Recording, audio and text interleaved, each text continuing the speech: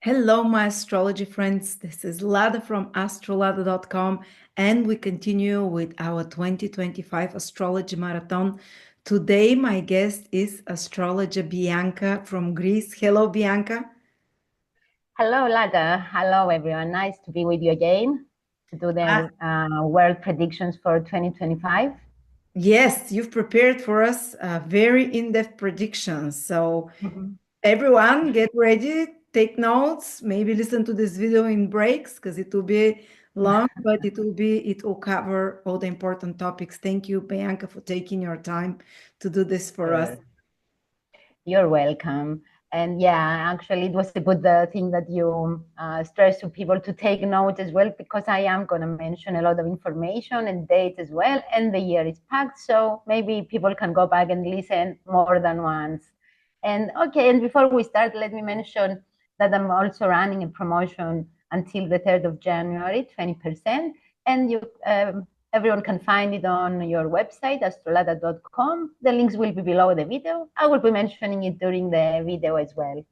But let's get started, because we do have a lot to say, because everything about 2025 speaks about the end of an era and the beginning of a completely new one, and that's for everyone.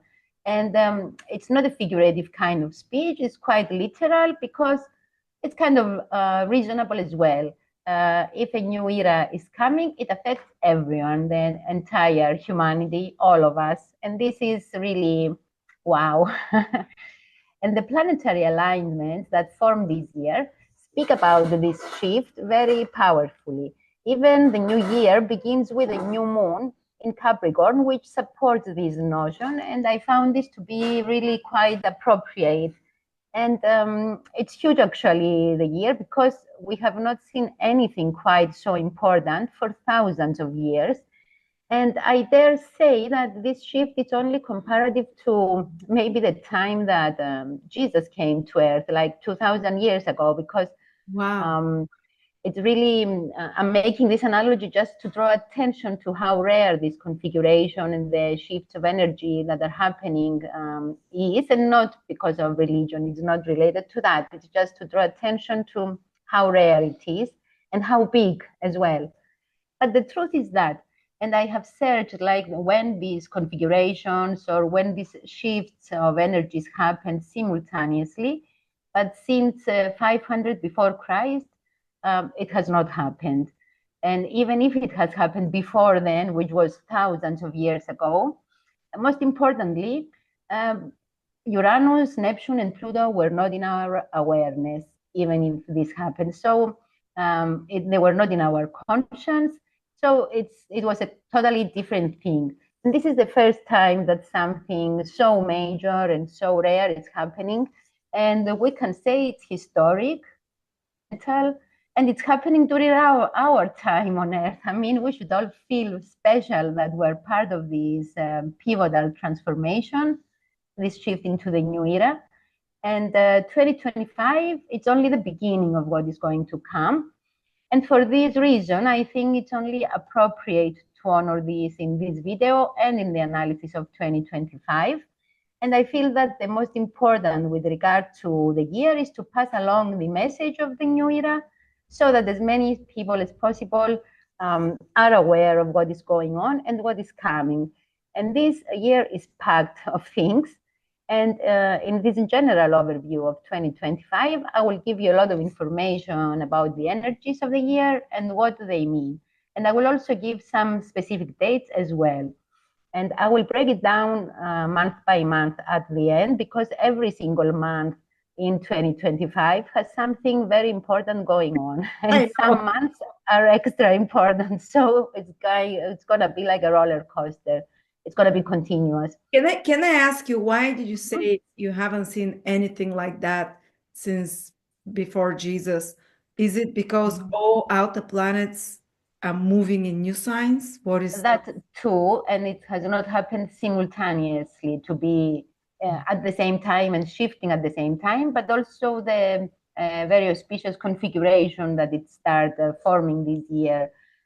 Uranus, Pluto, it's a bisextile to Neptune and Saturn this year and next year. Later it will be just Neptune. But in air signs, and specifically in Gemini and Aquarius, it has never happened before, the Uranus-Pluto trine. I mean, during the time period that they have searched, and it's like 2,500 years.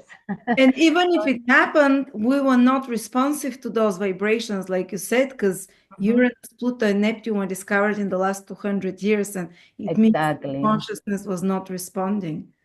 And Wow. actually, the discovery of Neptune is very relevant to what is going on this year, as we will see down the Can't road. wait to hear. But Uranus and Pluto did have a trine, even though it was not a bisextile, but Pluto was in Libra at the time. So Uranus, that was in most recent years, let's say. Actually, the trine happens about every 80 years or so, but not in those signs, and not as a bisextile, and not together with everything else that is going on. So I will also look at the astrocartography at the end as well, but only a few events, because otherwise we would stay here until next year. So I kind of picked a few events to see by astrocartography and charts. So for this reason, because this is a really special year, it would be greatly appreciated if you share this video and contribute in your own way in passing on the message of the new era, so that it reaches as many people as possible, and we raise the vibration as well. And before diving into 2025, let me announce again that I'm running a promotion 20% until the 3rd of January, and you can book your readings via astrolada.com, and the links will be below. So now that we have gotten business out of the way, let's see what's going on. And the process has already started, of course, since the top big gun planet Pluto, which is less than a month ago, moved permanently into its new position in Aquarius, the sign of humanity. But all the other big guns are also getting ready to change signs and move ahead. And this will be shifting from feminine passive signs to masculine active signs. And this is really important because there is no such, there is so much shift in the energy, and we will definitely feel it. These are slow moving planets, and they have all been in feminine passive signs for a long time. And feminine energy is more passive, more reactive, or it doesn't act, it reacts. And masculine energy is the opposite. It's more active and it takes action. So the energy is shifting from passive to active. And the Aries energy will also be very strong this year. It's the sign of Aries is going to be very prominent because in the next few years, but especially this year, which adds to the feeling of urgency, the impatience, the urge to start something new, something pioneering that will have a strong foundation, though, and it will also last because Saturn will be there as well. And the fact that the sign of Aries will be lit up means that Mars's role is very important this year, because Mars is a dispositor of the sign, it's the ruler of Aries, so the dispositor of Saturn and Neptune, who will be in the sign, and actually of the North Node for a little while longer. And Mars is the one who finally decides what happens. And Mars will spend half the year in Cancer and Leo, and from July onwards, it will cover the signs of Virgo, Libra, Scorpio, and Sagittarius, and end the year in Capricorn. So I will start sharing the screen as well. So the Mars will start change when Mars starts changing signs. I cannot share. Okay. It will also impact the other planets in the other signs, and that's important. But could you give me permission to share the screen? Yeah. Thank you.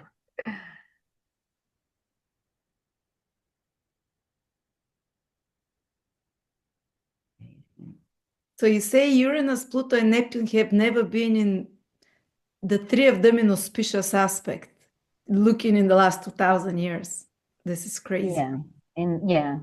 At least I couldn't find any. I know that in the year 500 BC, 550 BC, around the time Buddha came, that was the only time I could find Pluto, Uranus, and Neptune conjunct, all three of them. Oh, But nothing in between, yeah. nothing, and never in a harmonious aspect. So, Exactly. Yes, I couldn't find anything either. So, but I only checked back to 500 BC. My program wouldn't go further oh, back. So, that's enough. 2,500 years. yeah. And I'm sure again it will take thousands of years to repeat. So the Mars will not make important conjunctions during the year, but it will make significant squares and oppositions that are connected to cycles that began in 2024. And if you're interested in that, you can go back and listen to last year's annual predictions, because I focused a lot on Mars cycles. And those ran for 2 years, so they are still running. And in 2024, Mars started quite a few important cycles that will reach milestone points in 2025. And the most important of those were the Mars-Pluto conjunction, the Mars-Uranus conjunction, the Mars-Saturn conjunction, the Mars-Neptune conjunction, Mars-Chiron conjunction, and the Mars-North Node conjunction. And during 2025, there will be important critical moments in those 2-year synodic cycles, and I will mention some of the dates shortly. But by September, Mars will make most of the oppositions and closing squares, which constitute critical moments in the cycles, and very few will happen in November and December. In October, Mars will not have any hard aspects. And the positions are like full moons, and they behave like this. So they are moments of cultivation in the cycle, moments that things come to a head to resolve. So we can say that they are critical points. 10th points, there is polarization and crisis, and it's the midpoint of the cycle. So where some things come to full visibility, and it's time of conflicts and contradictions to get resolved. So it is likely that we will see escalation of global or regional conflicts, crisis in foreign relations, military, political, or economic showdowns, escalating tensions and disputes between nations, leaders, or social groups. In general, it is a time when agreements and alliances are going to be put to test. So, and there is a need to make practical decisions. We might see escalating social unrest and demonstrations, especially on social injustice issues. I lost my notes now.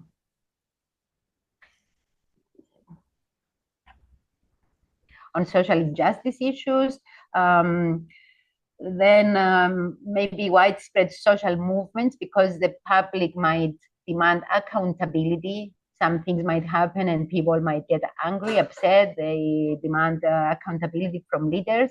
Major military operations.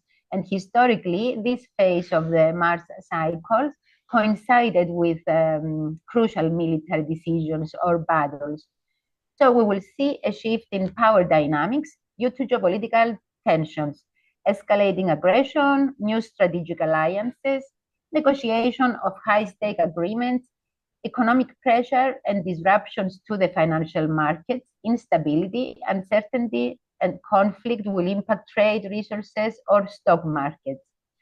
Extreme weather conditions, such as major storms, earthquakes, or volcanic eruptions, can cause huge economic losses, which can lead to scarcity of resources. So issues such as oil, water, food shortages may come to the forefront.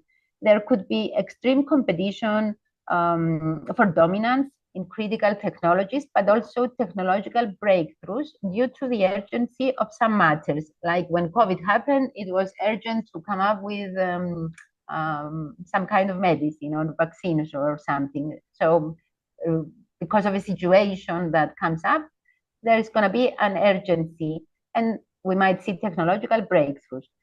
World wars.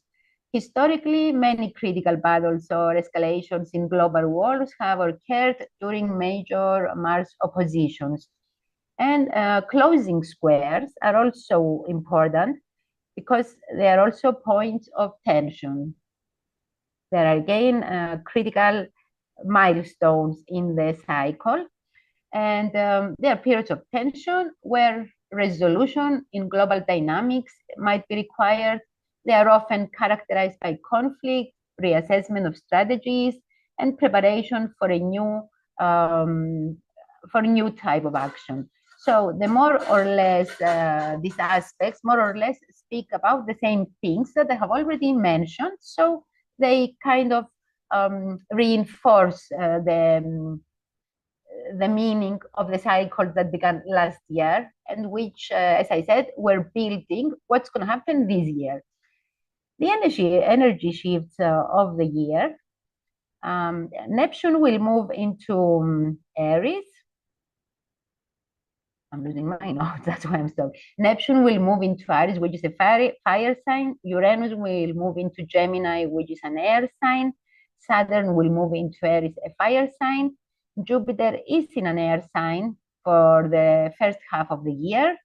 Pluto has already moved into Aquarius, air sign. And because of this change, developments will be quite fast.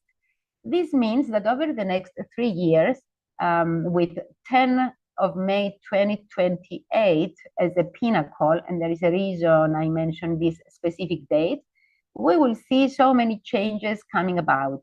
Everything will unfold so quickly during this period, but even more so from the second half of 2026. Throughout 2025, the energy will be unstable because even though all the big guns will shift into fire and air signs, the constructive signs, and this is a really major shift, for the next year and a half, we're still going to have a little bit of water energy around for 3 reasons. Because both Saturn and Neptune will retrograde back into Pisces, because both Mercury and Venus will station retrograde in fire signs and specifically in Aries together, but Mercury will station in other signs as well, but retrograde back into water signs. And only Mercury's retrograde in Leo in July will be fully in a fire sign. Because Jupiter will be in Cancer from 9th of June 2025 until the 30th of June 2026, a little more than a year. And of course, because the North Node will shift into Pisces for the next 18 months, which is also a water sign. So the water energy will be around until the North Node completes its tour into Pisces and Jupiter moves into fiery Leo. And that will happen next summer of 2026. Jupiter will leave Cancer and move into Leo on the 30th of June of 26, and it will be almost at the same time that the nodes will move into Aquarius Leo axis, and the nodes will shift on 26th of July 26. And that's huge as well because the North Node not only will move into an air sign as well, but it's also the sign where Pluto is transiting. Jupiter will shift into the sign where the South Node will be and oppose Pluto as well. But for now and for the year 25, I consider the fact that the North Node will be in Pisces for a while longer very significant, if not the most significant of the year, because it indicates that the path we should be on is a path of compassion, sensitivity, empathy, charity. The North Node in Pisces speaks about letting go, leaving things behind so that we can move forward, but doing that in practical way because the South Node will be in Virgo, the sign of practicality. At the same time, Jupiter in Cancer indicates expansion or growth through home and family. And to me, this is an indication that families will need to be tightly together to face the challenges deriving from the transition from the old to the new era.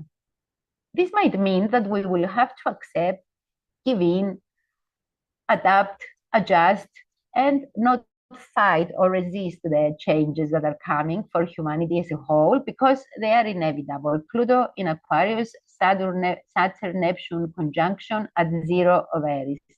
So we see why 2025 and 2026 are directly related, just as 2024 was directly related to 2025. 2024 set up what will happen from 2025 onwards. Another major reason, which talks about big, radical, generational, and societal changes starting to happen in 2025-26, is that during the next couple of years, the first degrees of all the modalities will be very much affected. Why? Because the cardinal signs will be affected by Saturn-Neptune conjunction, which will happen 0 to 2 degrees, and transit Neptune will cover the first 5 degrees of Aries, so it affects the cardinal signs. The fixed signs will be affected by Pluto, who will move for the next 2 years up to the 6th degree, 5.5 actually, and the mutable signs, which are affected by Uranus, which will also cover the first 5.5 degrees. Therefore, the early degrees of all the signs will be impacted quite strongly, especially the 0 degrees starting this year. But what does that mean? Planets at 0 degrees carry unique and powerful significance. First of all, they talk about new beginnings and fresh energy. So planets at 0 degrees of a sign, they are at the very beginning of their journey in the sign, and the position symbolizes new beginnings. It represents potential and excitement for growth and development. It's of major transitional significance. The 0 degree can mark a transition from the energy of the previous sign to the next one. And the planet, it's very strong, comes into new territory and will need time to evolve and get used to the energy. So outer planets at 0 degrees have a significant generational or societal impact.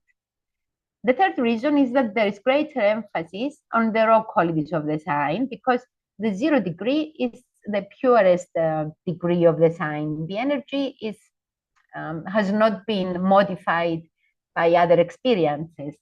Actually, the first 2.5 degrees of any sign have the same decan as well as the same duad. So the energy of the sign is quite strong and focused on the energies of that the sign represents. And in this case, Aries qualities. And there is a connection to the Aries point, 0 degree Aries, which is the world axis. And that means that there is a special connection to the outer world. Planets at 0 degrees or 0 degrees Aries, or which affect the whole axis, have a stronger impact on the collective and are connected to social trends or larger systems. So early degrees are all about learning, and the planet at 0 degrees is the beginner's mind mode. There is greater curiosity to learn, but there is no deep experience yet. So with these major shifts affecting the early degrees of all the signs, we all have something new to learn. And for some reason, the first decan of all the signs will go through major transformational phases over the next few years and up until 2028. The early degrees are the go-getters. They are the innovators, the front-runners, the leaders. Maybe they have been chosen to lead the way into the new era that will happen and will affect everyone, because a new era which begins at 0 degrees of Aries. And this is really wow. 0 Aries is the first degree of the zodiac. It's the beginning of the circle. It's like we have come full circle and we are starting fresh. And 0 Aries also represents the world axis. And whenever the world axis is triggered, it brings significant world events. So starting in 2025, but continuing in 2026, this degree will be triggered in a very powerful way several times. So we can expect pivotal, shocking, colossal, historic world events to happen starting 2025. And of course, many of these have been in the works for a while now, especially since 2020, when we had the Saturn-Pluto conjunction in Capricorn, the Jupiter-Saturn conjunction at 0 Aquarius as well, and the Saturn and Saturn's and Neptune's presence in Pisces from 2023, when Saturn ingressed Pisces as well.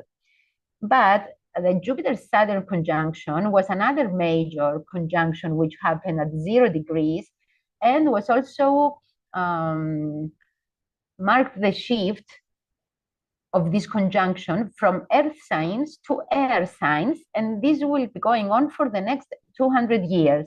From now on, every Jupiter-Saturn conjunction will be happening in air signs. And until from 1805, the last 200 years, it was happening in earth signs. And in 2020, it was the first time that the conjunction moved to air signs for good. There was one exception in, I think it was 98. 98, okay, which happened in Libra, I think, and that was to prepare for the shift to the air signs. Thank you, Lada. So, and this, it has not happened in air signs for 700 years, since the 14th century. So this shift was of major significance and is tightly connected to the shift of energies of fire and air signs that the new era we're heading into are colored by. And it's especially important because it happened in the sign of Aquarius as well, because it adds to the ongoing story that it's unfolding. And the connections are everywhere, I think. They go even further back to 2012, when Neptune first ingressed Pisces, but also to 2008, when Pluto ingressed Capricorn. A couple of weeks before Pluto went into Capricorn, the nodes had just finished their tour in the Pisces Virgo axis. That was the last time the nodes went through the same axis they will go now. And the axis that the nodes will move into in January is Pisces Virgo. So it seems that the stage of preparation is reaching an end. We are at the tail's end, and we're ready to move forward. The most important aspect of the year, the Saturn-Neptune conjunction that will happen at the first degree of Aries this year, actually sextiles the degree of the Jupiter-Saturn conjunction, which happened on the 21st of December, 2020. And this is really huge, very powerful trigger, because Neptune has not been in Aries for 163 years. Aquarius is the sign of the sun's detriment, so the sun there has got no light, and it cannot shine, but the nature of the sun is to shine. So the sun has got to give up its individuality for the sake of others, for the benefit of the community, for the benefit of the whole. And this is the meaning of Aquarius. And this is why the sun is in detriment in Aquarius, or in fall, in detriment. So apart from the Saturn-Neptune conjunction at 0 Aries, which speaks about letting go of the ego, the meaning of the Jupiter-Saturn conjunction at 0 Aquarius actually becomes more clear. It probably also talked about letting go of the ego, about not being so self-centered, sun in detriment. And that was necessary in order to achieve meaningful and stable growth. Saturn and Neptune in Aries restrict and dissolve the ego and individuality. And we are at the moment in time when Saturn himself triggers the synodic cycle, which started with the Jupiter-Saturn conjunction, but he's not alone. He's in hand with Neptune, the planet of selflessness, of letting go, of surrendering, the planet of sacrifice.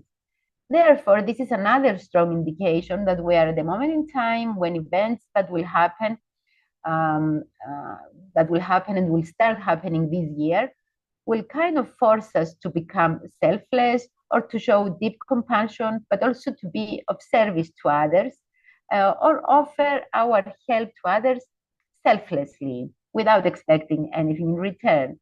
Events will force us to focus on others and not on ourselves.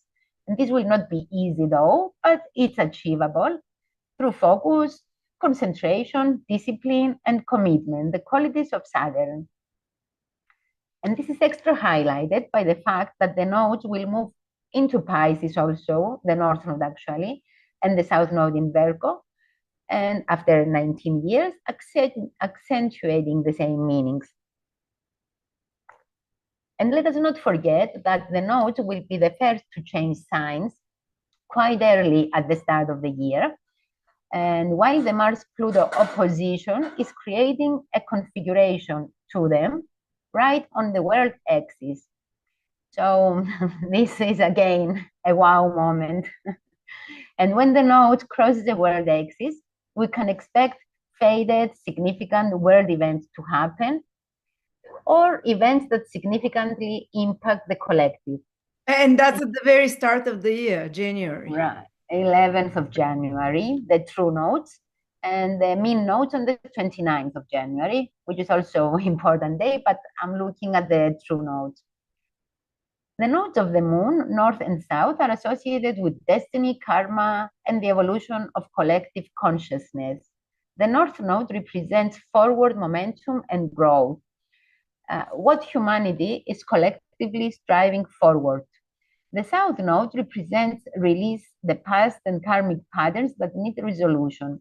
So with the nodes activating the world axis, the events triggered are not only significant, but are also tied to humanity's collective path forward and the lessons from our history, of our shared history, the karma we share.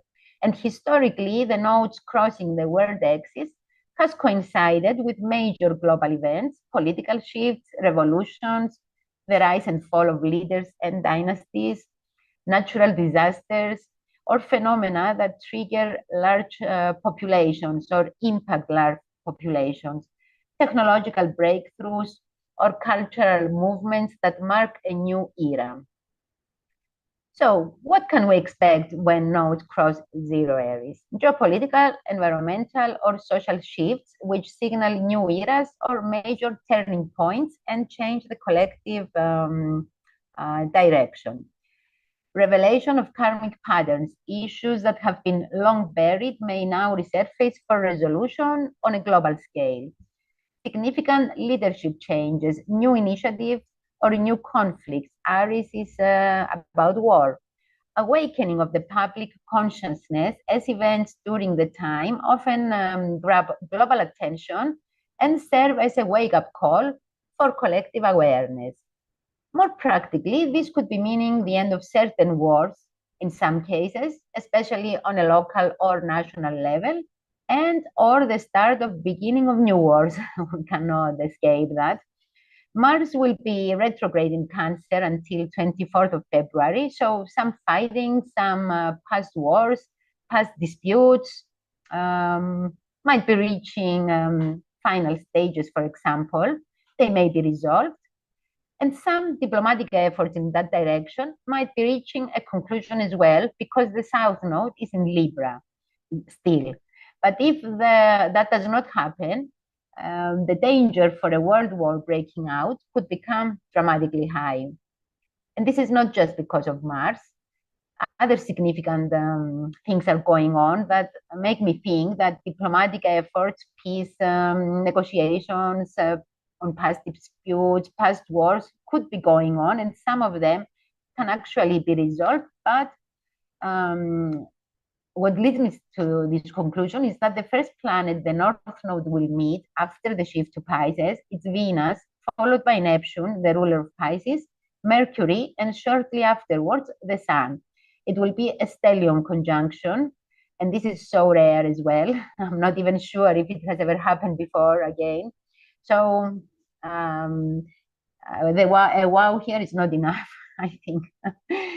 The first eclipse of the year on the 14th of March will be a total lunar south node eclipse in Virgo.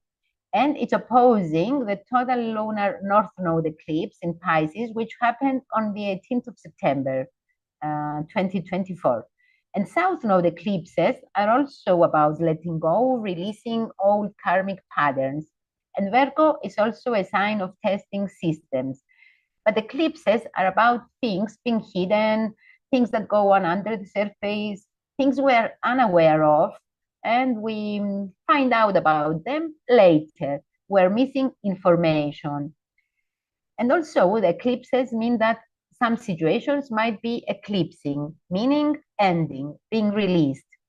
And events, as I said, come later, not at the time of the eclipse. So this could also mean that some negotiations or secret deals in the background mostly, because Venus, Mercury, Neptune energies can really confuse us as well, and they will be very strong and powerful.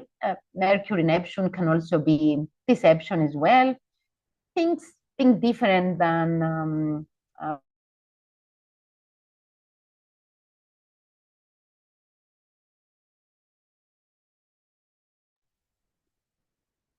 Hello, Bianca.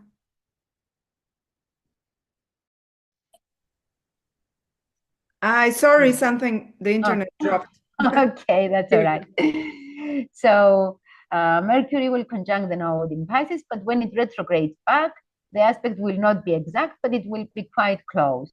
And retrogrades are all about rethinking, reevaluating, reassessing, going over past issues and doing adjustments. So things will not go as we originally thought. It could mean that a peace deal or an agreement is reached, but it later falls out or something happens and adjustments are required. These energies will color February, March, April, and May quite strongly. And on 14th of April, the last planet the North Node will also conjunct is Saturn, the planet of permanency, restrictions, constraints. It's the planet of no, the planet of finality. So this is also an indication that the negotiations, if any ongoing negotiations, might end up falling through or failing, because the final Mars-Pluto opposition will happen on 28th of April as well, after the North Node Saturn conjunction.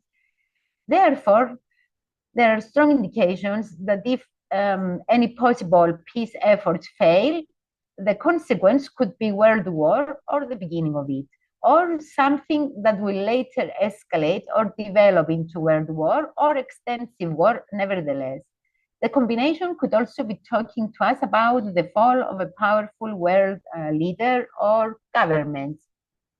Attacks or even assassination attempts on important leadership figures or famous personalities. Mars-Pluto, especially in opposition, is one of the most difficult, if not the most difficult, aggressive, violent aspect in astrology. It's brutal, aggressive energy, but also quite manipulative, controlling. It's about retaliation, blackmail, extortion, distraction. It talks about power games, extreme hunger for control and power. So we will see a lot of that going on February, March, April. Saturn will conjunct with Venus 3 times during the year as well, which might, again, it will happen in January, April. So it's during the same period. And Saturn-Venus conjunction could be talking about delays or obstacles to topics that fall under Venus domain. The first conjunction will happen on 19th of January in Pisces, the second on 7th of April with Venus retrograde, again in Pisces, and the third and final one on the 25th of April, again in Pisces. So all 3 will happen in Pisces. On a global level, this could be talking about economic hardships, economic losses, because Pisces is about losses, or it could be a point of regulations being imposed for bank deposits or bank transactions, for example, or banks might be fined for overcharging. Venus is exalted in Pisces. On another level, it could be a time of financial losses due to the dissolution of relationships. So starting January, but keep picking up in February and building up through March and April, we will see a lot of these things going on. And also the combination could be talking about some epidemic or viruses because Neptune will be influencing all the personal planets. Yes, But that's what I'm most worried for. Like you said, losses economic, but some for exactly a what. lot of different reasons, and because Uranus is also can be viruses, even artificially made.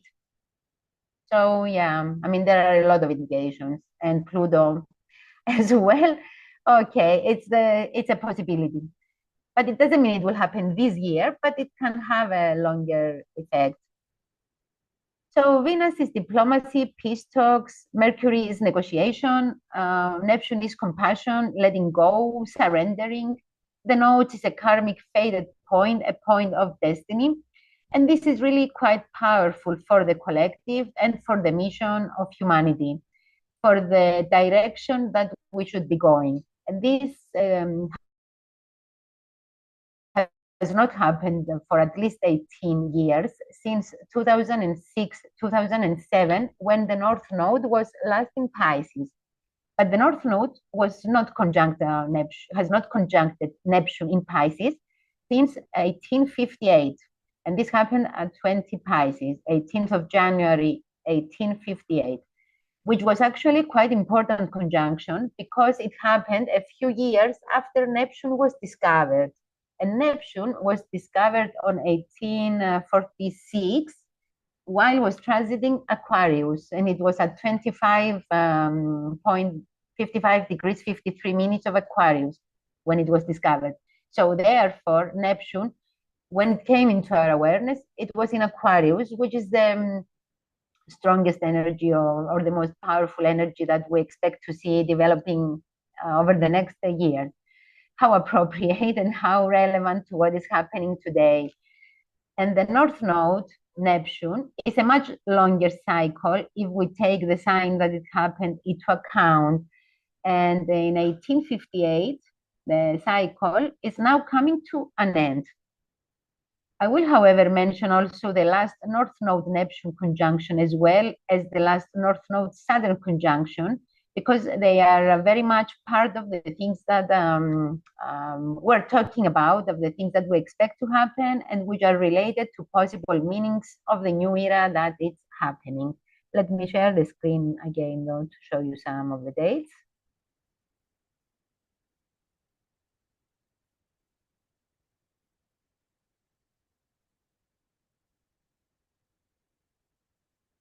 Okay. So the Neptune node cycle is a 17-year cycle, while the Saturn node cycle is a 12-year cycle. And the last conjunction to Neptune happened on 28 April 2008 at 2402 Aquarius.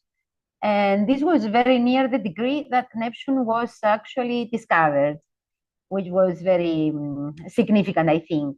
The conjunction with Saturn in the same sign is also very rare, and as rare as the conjunction to Neptune. And the reason is because the nodes have an 18-year cycle, while Saturn has a 29-year cycle. The nodes spend 18 months in each sign, while Saturn spends 2.5 to 3 years. So it's very difficult for them to happen to be in the same sign and to conjunct. And actually, the last time this happened was on the 2nd of March, 1877, at 10:47 Pisces. So it wasn't long after the North Node Neptune conjunction. Isn't this quite interesting? And the last conjunction in a different sign happened in September 2013 in Scorpio. 9 degrees 25 of Scorpio, the sign of radical transformation. Generally, the nodes don't conjunct often with the slow planets, and the last two significant node conjunctions were with Uranus in Taurus in July 22, and it was a triple conjunction with Mars, and with Jupiter, again in Taurus, on May 23. There were none in 2024 major conjunctions. And the one before 2022, it was happened in the year 2016. So that was 6 years before, and it was again to Jupiter. So it's important that we have these powerful conjunctions to Saturn and Neptune from the nodes this year. Conjunctions are important because they mark the beginnings of new synodic cycles, which are long, and events happen when other planets trigger. And Mars will trigger the nodes several times in 2025, both during the retrograde and again when moving direct. And that's why I already showed the aspects, because I think they're quite important. And it will also be the last personal planet to come into contact with the nodes after they conjunct the other personal planets we mentioned a short while ago. But on the 2nd of January, and shortly before returning to Cancer, which will happen on the 6th of January, the retrograde Mars will trine the nodes at 125 Leo Aries. And this is important because it's a repetition of the trine that took place on the 17th of November. Mars trined the nodes again, and it will happen one more time on the 8th of April, when the aspect repeats again for the third and final time with Mars direct. Oh, all of this is going to be happening right near your birthday ladder, right? So you will have it in your solar return chart. Yes. Well, that's it's not bad actually. I think it's very auspicious. So this combination will be one of the most significant times, and it will be shortly before Mars leaves Cancer to return to Leo, but it will be only after the nodes have shifted to the new axis, and it will happen at 26 degrees 19 minutes of the Cancer Pisces. A few weeks later, Mars will make a third and final opposition to Pluto from 348 Leo, and that will be on 28th of April. So let's look at the important node conjunctions this year. As I said, we won't have many, but I want to show you when they will happen. At 23rd of February, the North Node conjuncts Neptune. And on 14th of April, it's the conjunction to Saturn. And then we have the aspects of Mars to the nodes, which trigger. And those are happening on 22nd of July. The Mars opposes the North Node. 24th of November squares the node. These two are this year. And next year, on the 13th of March, we have the new conjunction. So it's a new synodic cycle, and will happen at the early degrees of Pisces. Actually, it's the degree where Saturn turned retrograde. And the square on the 2nd of July of 26. And on 15th of November, opposition again, but that's next year. So my conclusion is that world events and what happens worldwide or on a collective level, conflicts, if conflicts escalate and spread, it might meant to happen. And the South Node in Libra and the third node, the South and the North Node in Aries at the beginning of the year, which is a fighting sign, does not rule out this possibility that wars will escalate. And we will have one last eclipse in the sign of Aries as well. So the energies will be around for the entire year. Of course, we can go back in history to check what happened either 18 years ago or even 9 years ago when the nodes were in reversed positions, but they will not be exactly the same events, as the astrological circumstances were very different 19 years ago. And as I already explained, this is the very first time in thousands of years that all of these planetary shifts and the major planetary configuration are happening at the same time. So in my opinion, this is the key to interpret the meaning of all these powerful energies that will be going on the next 2 years. They are breakthrough changes breakthrough energies or changes always need to happen or start from cardinal signs the signs that initiate things. And Aries is the first sign of the zodiac, the beginning of the circle, when things begin.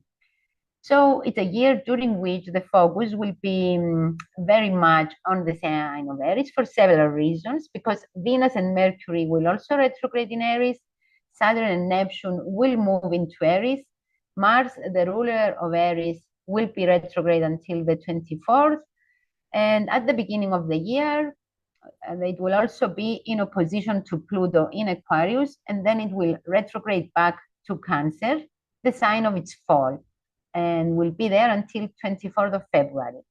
But from Cancer, it will be squaring the sign of Aries and Chiron as well, 3 times. And the Mars-Pluto opposition aspect will repeat again in April, 1 more time. So in general, the sign of Aries will be very much triggered.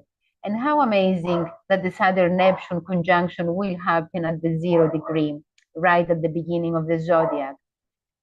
Neptune will move into Aries on 30th of March until November, and Saturn on 25th of May until the 1st of September.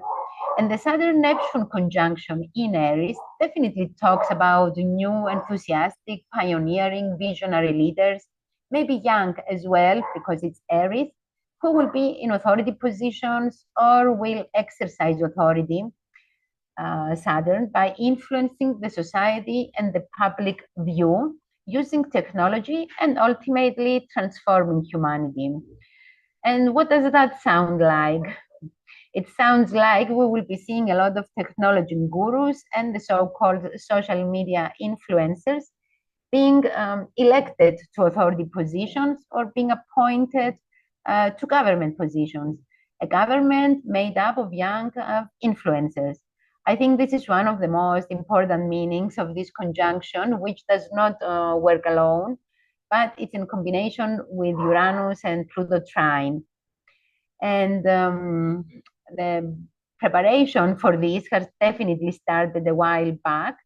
The first blogs, a different form of influencers, started picking up around 2006, 2007, the last time the nodes were in the Pisces Virgo axis. And the nodes moved into Pisces on 20 June 2006. And Facebook first opened to the public in September 2006. So it was developed with the nodes in Aries. And Facebook changed the way people connected to each other. It kind of merged the world together, which is the meaning of Pisces, we're all one, and played a major role in what later was described as the influencers. Around 2009, 2010, YouTube and other social media started gaining significant traction as well. But it was after Neptune entered Pisces, the sign that it rules, and YouTube, the sign that rules YouTube, that the word influencers became widely used. And Neptune went into Pisces for the first time in April 2011 for a few months and permanently moved in February 2012. Uranus was also transiting Pisces during that time. Uranus was in Pisces from 2003 to 2011 and conjuncted with the North Node on 20 March 2007 at 15 degrees of Pisces. And this is really so amazing. And I thought of this because I have already seen this play out right before my eyes in my own country, because in June, when we had the European Parliament elections, a successful 24-year-old influencer who had absolutely no political background, no political experience, ran as an independent, and using social media managed to get 20% of the vote, by far the most voted candidate. And he got more than even established parties that have been around for decades. Actually, Crazy.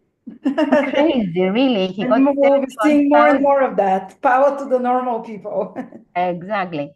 And actually, he came third place after the 2 big parties with 20%. So this was quite extraordinary. It has never happened before. And it was a great shock to the political system and to everyone, I think, and to especially to my country. But what this shows rather is that he paved the way for others to follow.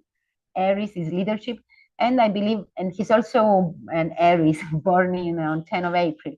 And I believe this is something that we will definitely see play out in the future. And I'm already seeing the signs of that. And the point is that the new generation of people born around the time the internet became available to the public and all the technological breakthroughs happened with the node transiting the world axis again, will now play a major role in this new era. And furthermore, people born in 1989 have Saturn Neptune conjunction in their chart. The conjunction happened at 10, 11 degrees of Capricorn. And actually, it happened 3 times, but this one was the most important. And the last eclipse that impacts the cardinal signs and closes the transit of the node through the Aries Libra axis will be on 29 March at 9 Aries and will be squaring this point of the conjunction. And shortly before the cycle ends, and it's an eclipse, so it's really huge. But the people who were born in 1998, 9 years later, especially in November 1998, were born at the first square point. And where did the first square happen?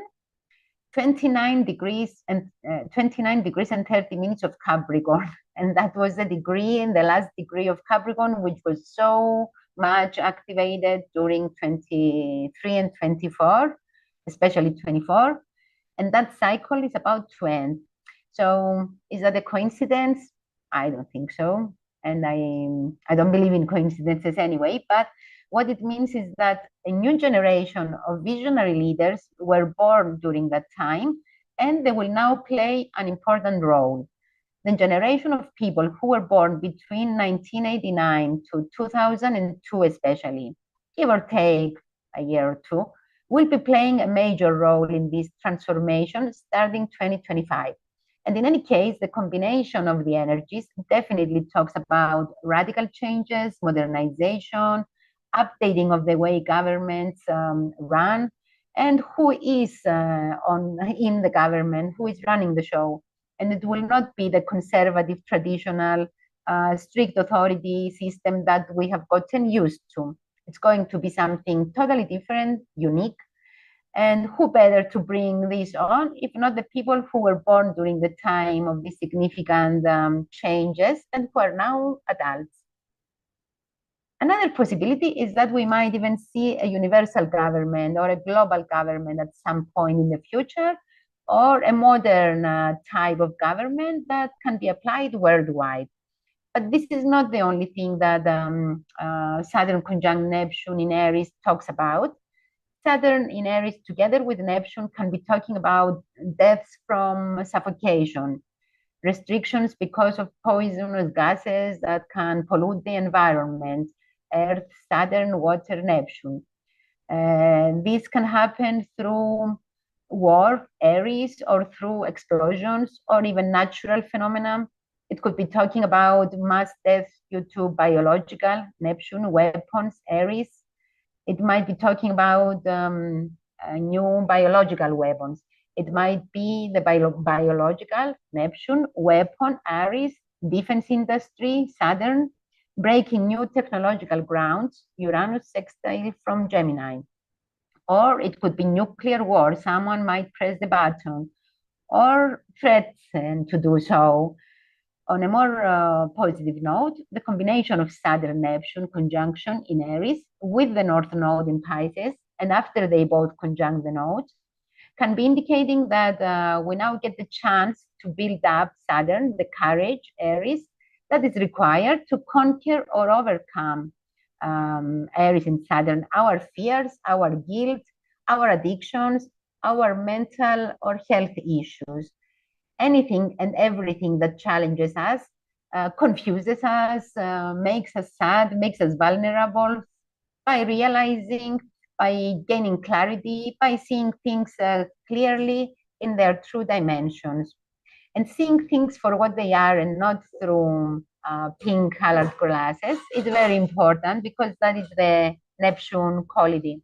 And I think what this means practically is that a lot of people who have been living their lower vibration of Neptune and just wanted to follow the path of least resistance, or were living in their own little fantasy world, will be somehow awakened even suddenly and realize that there is a deeper, more significant meaning to what is going on. From a different perspective, it can be said that we as humanity, but also as individuals, might be given a chance for a complete reset, a completely fresh start. And it's like we're being given a final chance to reset and move forward with a clean slate.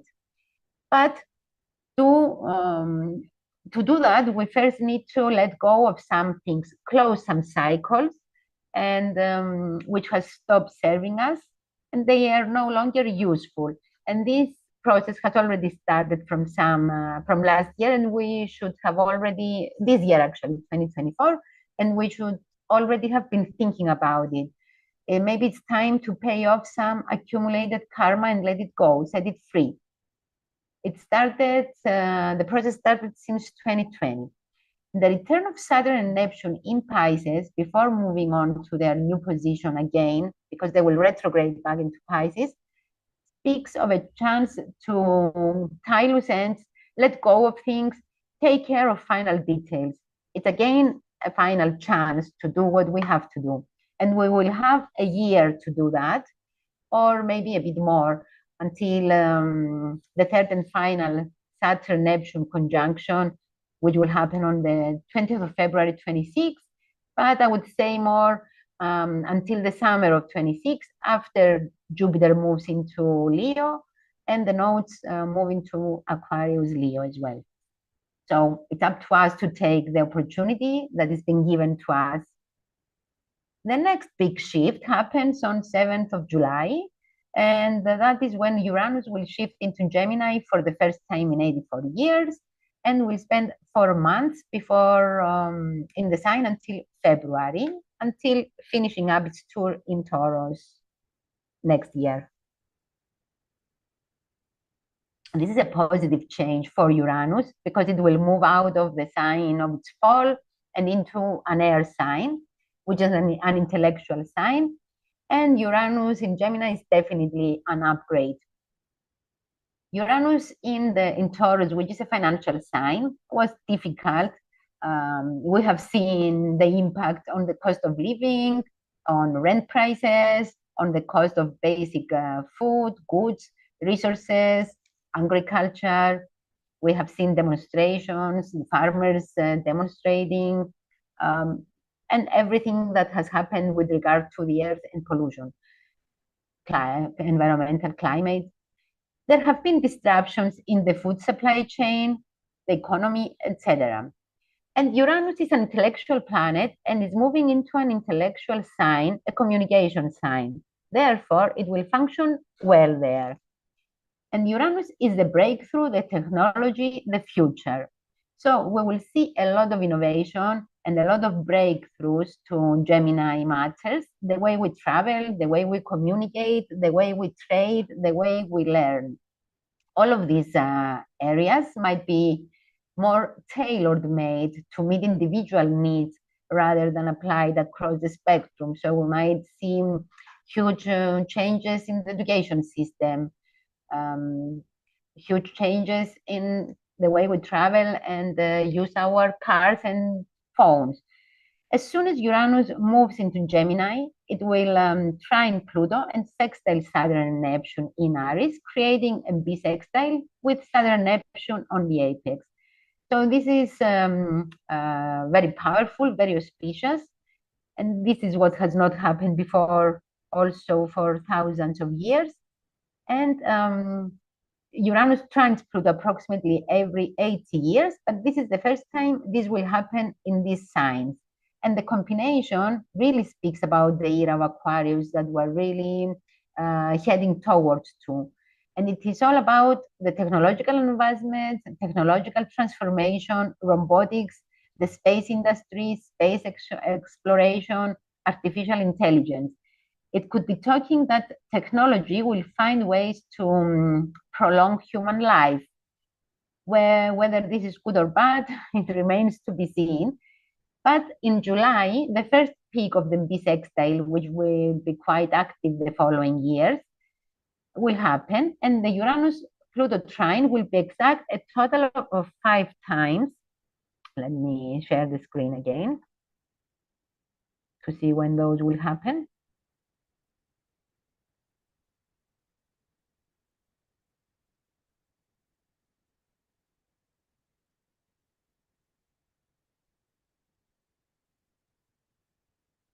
Let me check. Okay, the Uranus-Pluto trines. So in July, we have the first peak of the bisextile, and then the rest of the aspects will happen on 29th of November. 18th of July is the first, 29th of November, 15th of June, 27, 13th of January, 28, and 10th of May, 28. Even though it will happen, I mean, they will perfect 5 times, this configuration will be active for much longer because the planets will be quite close, but it may not be getting exact all the time, but it will still be working for a long time.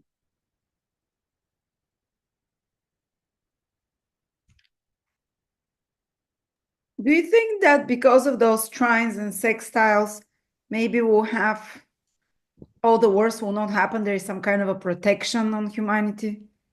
There is definitely a protection as well, sure, going on. Not everything is bad, but because we don't have experience with what this means, it's really hard to make an accurate. We cannot go back and see what happened before and Yes. say something similar will happen. It's like a completely new situation. So, okay, let me, because I kind of lost my note. Where is it? Oh, okay.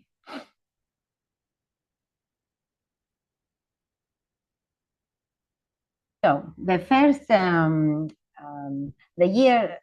first thing that came to my mind as soon as I saw the bisextile and the energies of Uranus is that it talks about virtual reality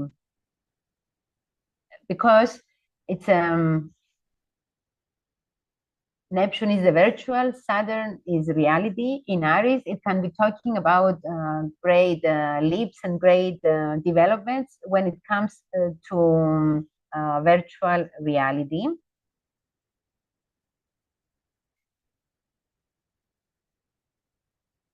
So and AI is most about Pluto, artificial intelligence. I think it's more Pluto-Uranus, Pluto in Aquarius and Uranus in Gemini. And those will be talking about breakthroughs in artificial intelligence and all that. But I think we are about to see a lot of simulation situations going on, or for testing purposes, experimentations, and different kinds of experiments going on because of the of Uranus energies in Gemini, and then bisextile with Saturn and Neptune. The combination also talks about nuclear war or even digital wars that lead to military coups. Easily, this could happen. Deception, poisoning, fraud, extreme fear, mourning because of losses or deaths. Saturn Neptune can be the Navy or Navy SEALs, especially in Aries. Secret underwater military sabotage operations.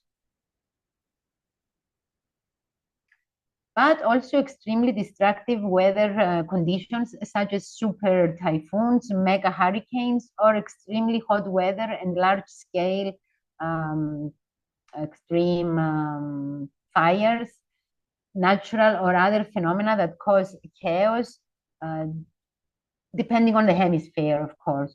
And Uranus in Gemini can be the sudden press of the button, Gemini. Pluto is war, but it's also mass destruction weapons.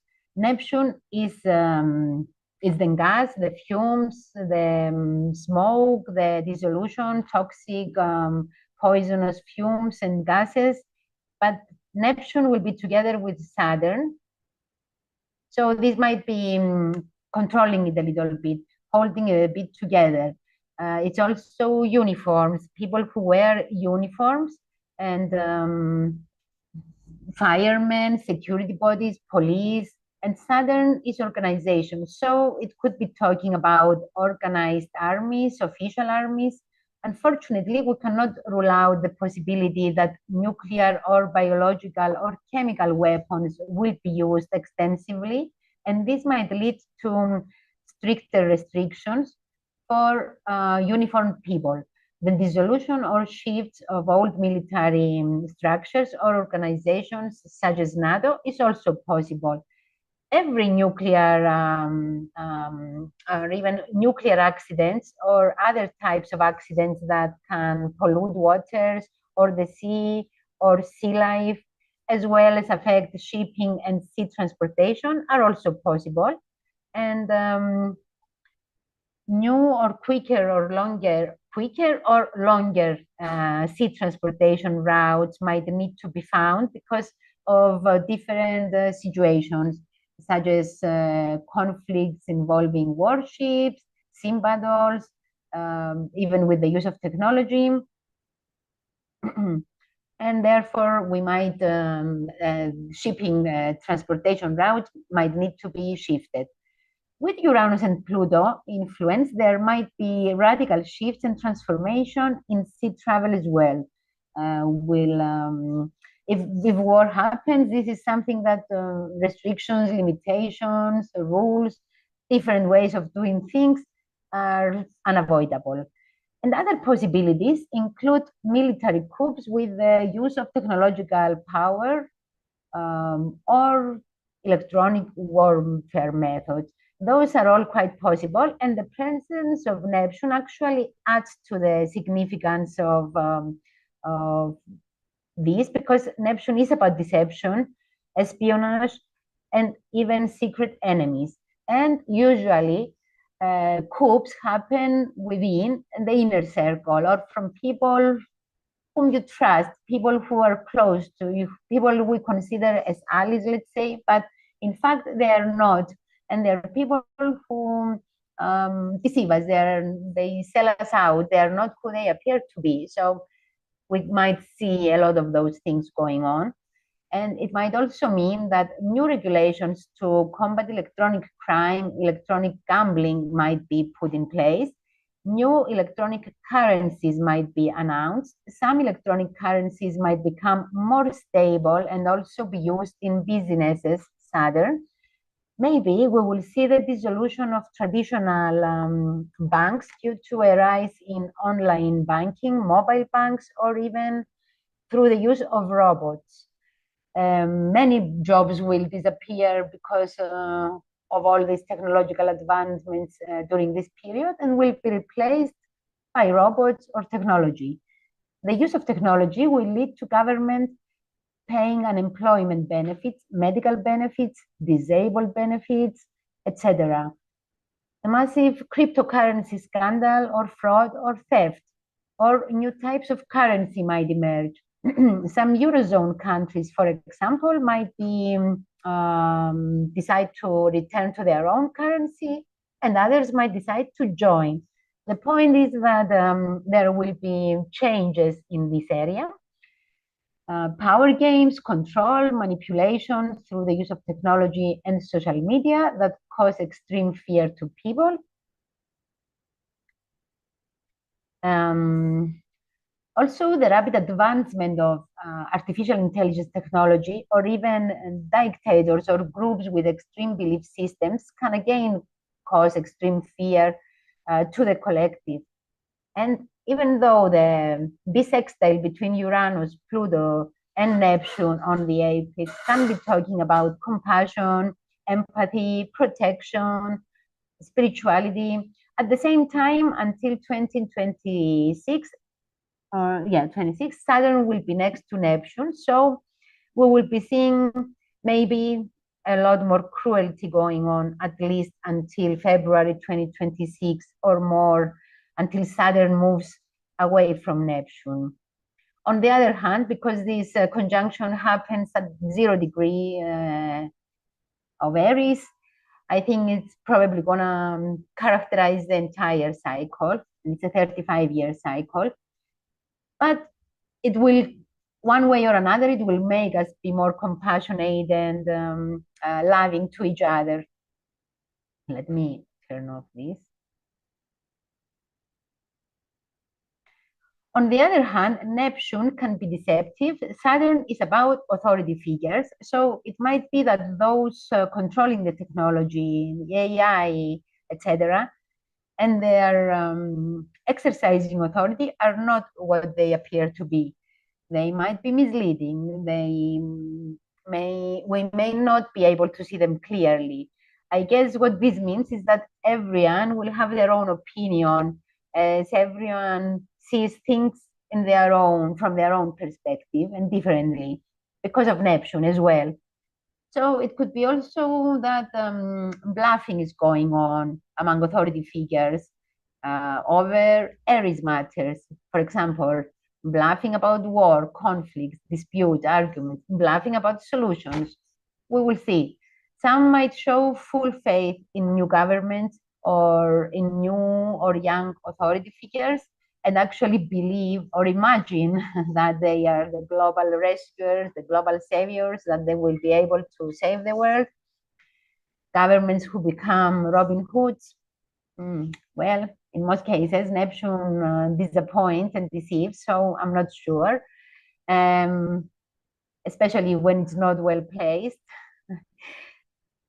and it's in folly. And Saturn is also not in a good place in Aries, so we will see if we will have some of those energies around as well.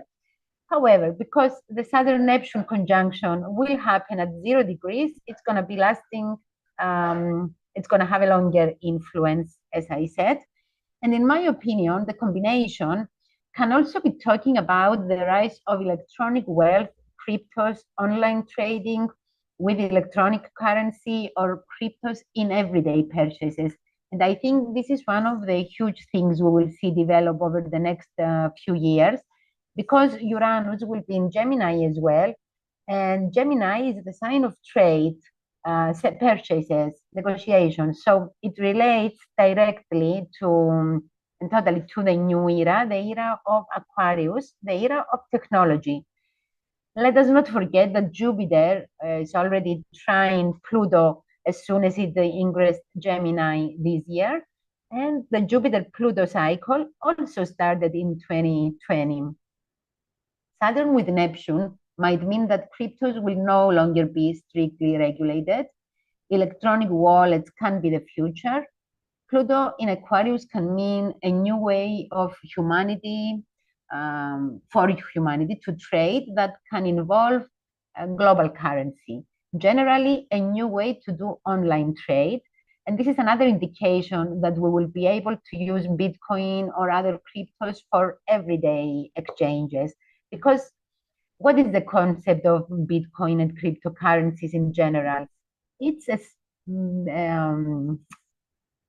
peer-to-peer electronic cash system and decentralized digital currency.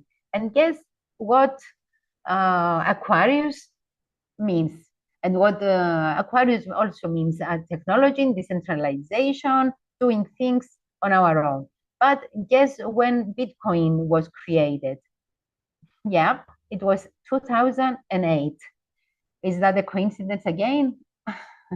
The concept was announced on 31st of October 2008, And the block 0 was mined on the 3rd of January 2009. I mean, it fits perfectly the Saturn Neptune conjunction and the nodes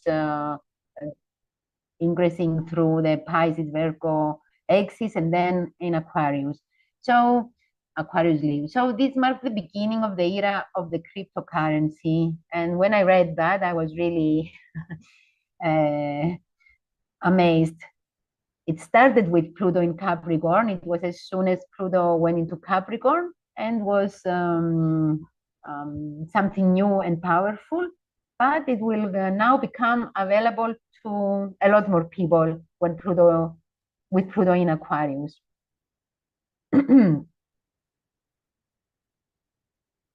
Neptune also has to do with inflation and with oil supply. So more measures might need to be taken. There might be more control, or we might see some measures to control inflation. We might also see oil supplies being restricted or attacks on oil refineries or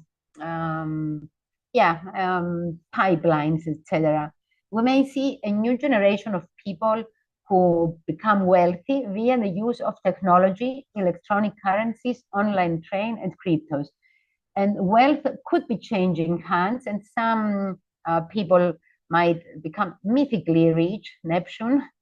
But the negative possibility of that is that crash and the cryptos or the value of the cryptos disappear and many people lose everything and become poor. So there we might have wide fluctuations. These are quite possible because of the energy of the signs that are involved, fire and air, which are really unstable and change quickly. At least Pluto will be in a fixed sign, so that might be stabilizing things a little bit. But during the next years, we will witness huge inventions and discoveries in the medical field and healing as well. The use of technology and robotics will be much more widely used in medical treatments, and it might become standard practice, Saturn.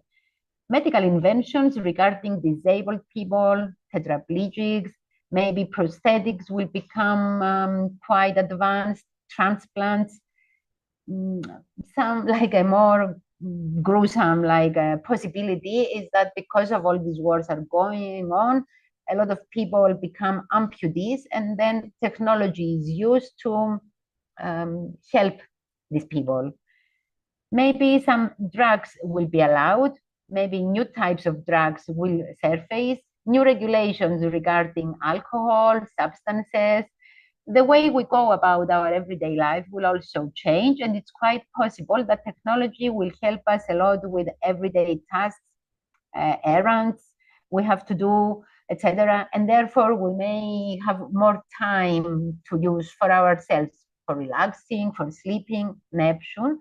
But this can also be an illusion. We might think that technology helps us or saves us time and stuff, does a lot of our chores, but this is not really true. And we end up spending more time, or we're not gaining as much as we thought we did.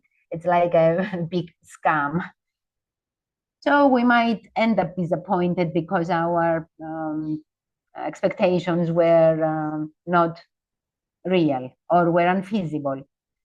Space travel will advance beyond our imagination, and at the beginning we might see problems and delays, but then it will take off, and it's kind of like the space vision will become a reality, or space travel is going to become a business of the future, Saturn business. For example, a business organizing the space travel dream adventure for the mega rich, for example. It's definitely something that we could see. It's not that unbelievable.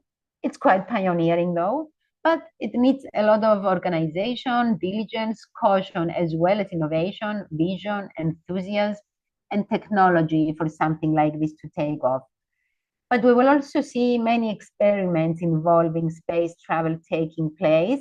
Volunteers can be taken to other planets to live in simulated conditions for various testing purposes.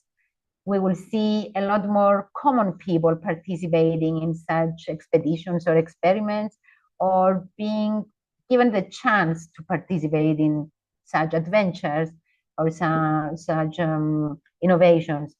I'm sure we will see great leaps in this area in the coming years, and starting from this year, developments will be so fast that it will be hard to keep up, and this is already happening. I mean, a lot of people say that they cannot really keep up with everything that is going on, and I feel the same way sometimes, that technology is really um, running fast, but the pace is about to change and it will become much faster. So the beginning might be a bit slow or unstable, but later it will, pretty soon it will pick up speed, full head. On a more mundane level, the combination can be talking about extreme weather conditions, volcano explosions, really powerful winds, which can also be causing huge waves and causing a lot of destruction. We will also see a lot of demolitions, landslides, floods, mass deaths due to such phenomena, but also periods of great drought are possible because Neptune will be in a fire sign and Uranus in an air sign. Neptune is also art, so technology or AI will bring radical changes to the arts and the music industry in general. And the powerful who control technology will explore or will expose or defame or reveal scandals, will show the truth about some criminals. Or, for example, P. Diddy is represented by Neptune because he's a musician, and Uranus Pluto can be uncovering more details, more truth about the scandal he is being involved in. Or we might learn more scandals, more truths coming up about a lot of powerful people, that things that were hidden and going on under the surface. With Saturn in Aries, we may have to face the consequences of actions rather than escape through lies, deception, blackmail, extortion. New types of well-planned out terrorist attacks, cyber attacks, generally electronic attacks that might affect shipping, trade, military structures, cyber war. Terrorist attacks against power companies, causing large-scale blackouts involving electricity power, the internet, travel, education, communities. Terrorist attacks using new technologies on or super drones, or new powerful state-of-the-art weapons on military ships. We may see television stations, talk shows, parliaments, organizations exercising control through the use of social media, YouTube, etc., or discussing such issues, or being attacked, restrictions or regulations on YouTube or social media in general. We have already seen this taking place in Australia, which recently approved the ban of social media for teenagers under the age of 16. So we will see a lot more things like that happening. Also, a ban of mobile phones at schools. It's another, falls under the same domain. Maybe the movie industry will be making much more use of technology, of AI, and of virtual reality as well, in films, fashion shows as well, concerts. We might see a lot more holograms or concerts with people who passed, famous singers who passed, virtual reality. A lot more than what we have seen so far, and a lot more advanced. It's very likely that we will see a rise in fake news as well, or new ways, areas of presenting fake news, or we might see fake news being exposed, regulations being adapted to deal with this phenomenon are also quite possible, or teaching people Saturn, educating them on how to identify fake Neptune news, etc., on the internet. And another positive expression is that we will see sudden radical changes to spirituality, the sciences, and astrology. Overall, these energies will intensify intuition and instinct, and a lot of people might become more aware of their intuition, their spirituality, their instinct. With regard to the astrology community, it might play out two ways. Either people will stop believing it and think it's a scam, but I think that's not what's going to happen. The other possibility is that people might be really awakened to astrology, to the power of astrology, and how accurate and really amazing astrology is, and will be awakened to it and start learning more about it. The combination supports online spiritual businesses becoming more stable or regulated too. The most scary for me is that the combination actually talks about technology becoming so advanced that at some level they will be able to be reading our thoughts, our minds. And this, I find this really scary. It could be killing our dreams. We may not be able to hide the truth any longer of what is on our mind if our minds be read. This could have certain advantages, such as it might be really good when it comes to solving crimes or in police work. But other than that, I find it really scary. The energies will be playing out in Aries, Gemini, and Aquarius mostly. And Aries and Gemini are quite fast signs. So things will be developing quite fast, but Aquarius is a fixed sign, and Pluto is the strongest planet, so Pluto has the final word here. And the bisextile between these three planets, which actually started in August 23 when Neptune was at the peak of a kite, it started building up, and we have seen some things related to that. I mean, algorithms are a lot more specific and precise in what they show us on the internet, like certain advertisements that are related to things we are talking about or we're seeing online. So this will become even more advanced. So August 23 was a pivotal month as well, because it was a period when the nodes ingressed the Aries Libra axis shortly after. So the nodes went into Aries Libra in July. So it has started building up since that time. Even though it's an auspicious and rare configuration, I'm not saying that it will be easy, because the outer planets and Saturn are powerful energies. So anything, the energies are unavoidable. We're on for the ride. But now let us go through the timeline quickly of the events, breaking it down month by month. I will show this chart for the new year. So I casted a chart for the 1st of January at midnight, because it gives us, it talks about the energies of the year. Let me see though, let me choose the correct, okay.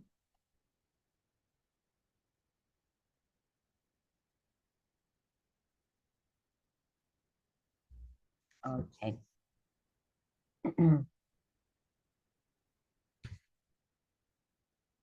So this is a chart for the year, casted for midnight universal time. And the chart speaks to us about the major energies and the influences of the year. It gives us a backdrop energy that will relate to the collective. And it's really powerful. Let me begin. Okay, I already mentioned the two eclipses that will be triggered early in the year. It's the 18th September total lunar eclipse in Pisces, and the 2 October eclipse at the 9 Aries. So this chart has an ascendant in Libra, 7 degrees of Libra, but both the moon and Mars are out of bounds, which gives them this unpredictable, unstable energy. And the sun is always in Capricorn at this time of the year, and it's very much to do about tradition, stability, the more material world, and it's the sign of the physical combination. But the day before the new year, we had a new moon in Capricorn. So on the 1st of January, the moon has moved a little bit, but it's still in Capricorn. And this is rare. We don't always have the moon in the same sign as the sun at the beginning of the year. And the moon in Capricorn is not in its best position. The moon is the ruler of Cancer, and it's all about nurturing, caring, protecting. The sign of Capricorn is very business-like, but throughout 2025, we might appreciate more some of the traditions, the more stable structure that holds everything together. We may need to take it slow and demonstrate patience. And this can be frustrating, especially if we want to make a fresh start. But we need to remember that stability and past experience are very important as well. The moon in Capricorn can also be very much about properties, so issues related to that can be coming up as well. The cost of properties, rents, real estate prices, but also the availability. Capricorn can be about the supply, real estate properties, rentals, etc. They may not be available to all. Jupiter is square to Saturn.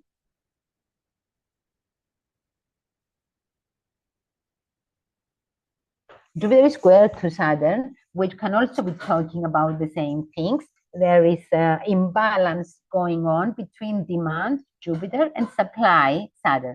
The square will perfect once more in June with Jupiter in the sign of Cancer, which is actually the sign related to real estate, homes, and properties. And Saturn will be in Aries. So there could be arguments in society about this discrepancy. Jupiter square Saturn can also be quite pessimistic. There is a conflict, a disagreement between restriction and cautiousness and expansion. Jupiter is retrograde, so we do need to take things slow or with more caution. And the positive side is that Jupiter retrograde in Gemini might be able to focus more on the details and small print than it otherwise does. Mercury and Jupiter are in mutual reception, but they are opposing each other. So this is an indication that decisions to expand or grow need to be decided slowly with care and caution. And in this chart, Mars is retrograde and in a tight applying opposition to Pluto. And as I have said, it is out of bound, which makes it extremely unpredictable, aggressive, impulsive, and reactive. And in my opinion, this could be even more important than anything we spoke so far, because Mars, Pluto are really dangerous, violent energies.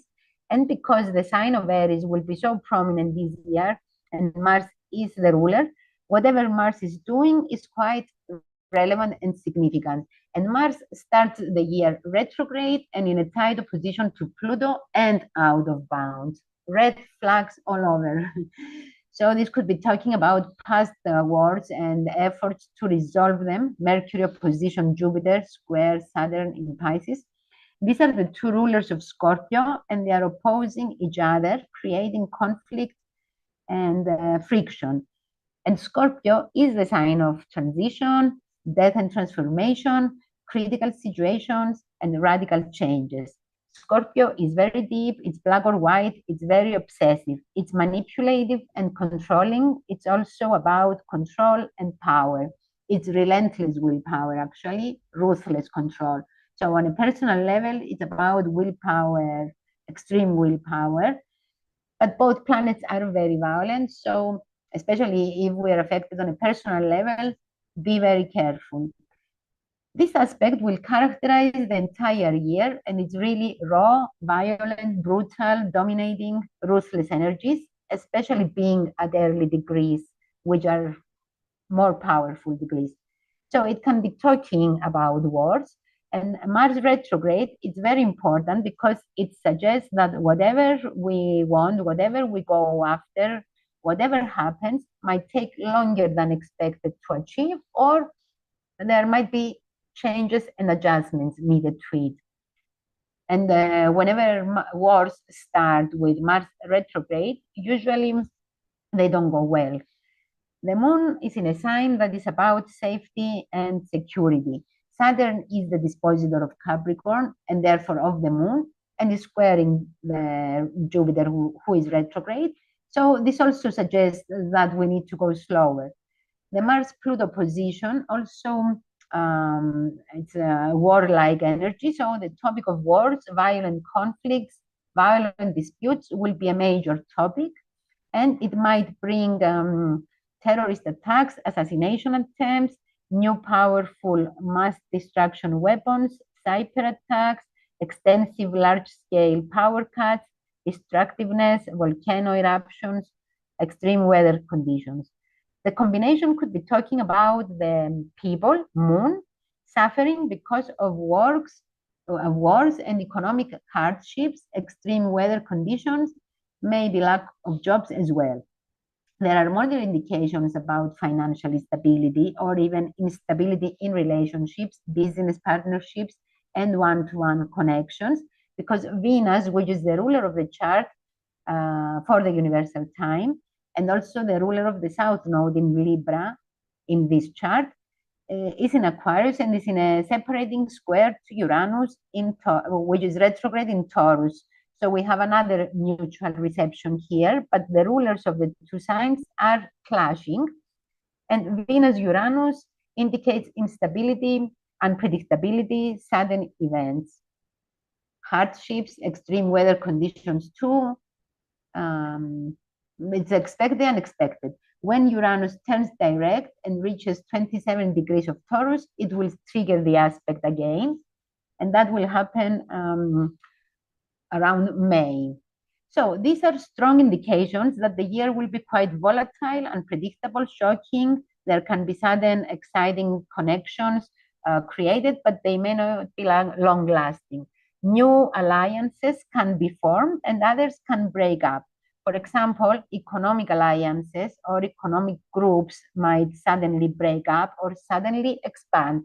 For example, the BRICS, the Eurozone, the IMF, G7, such organizations, which are economic organizations, might go through sudden changes or adjustments or even breakups.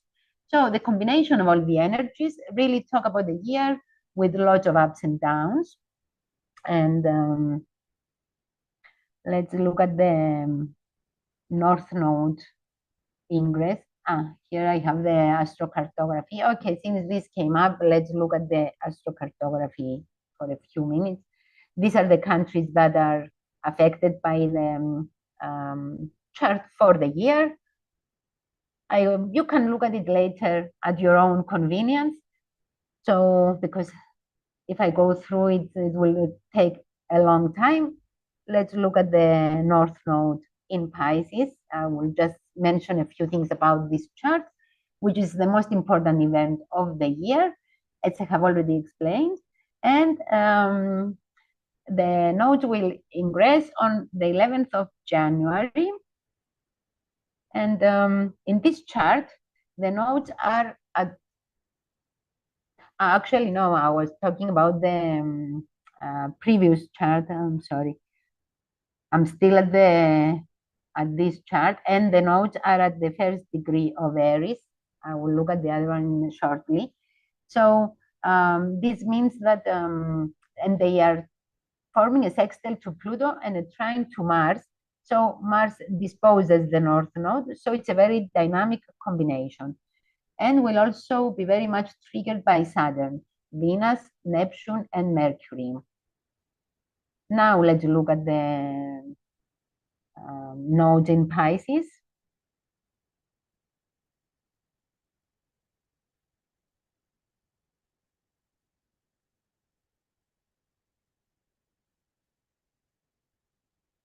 The important thing is that the angles are exactly the same or very close to the angles of the chart for the year, which is means that they two are very much connected.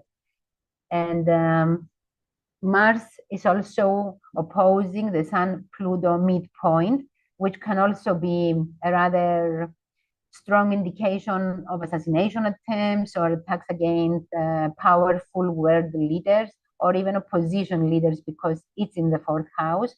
Mercury is on the IC for this chart, which affects especially England as well, because it's Greenwich time, but it's for the world in general.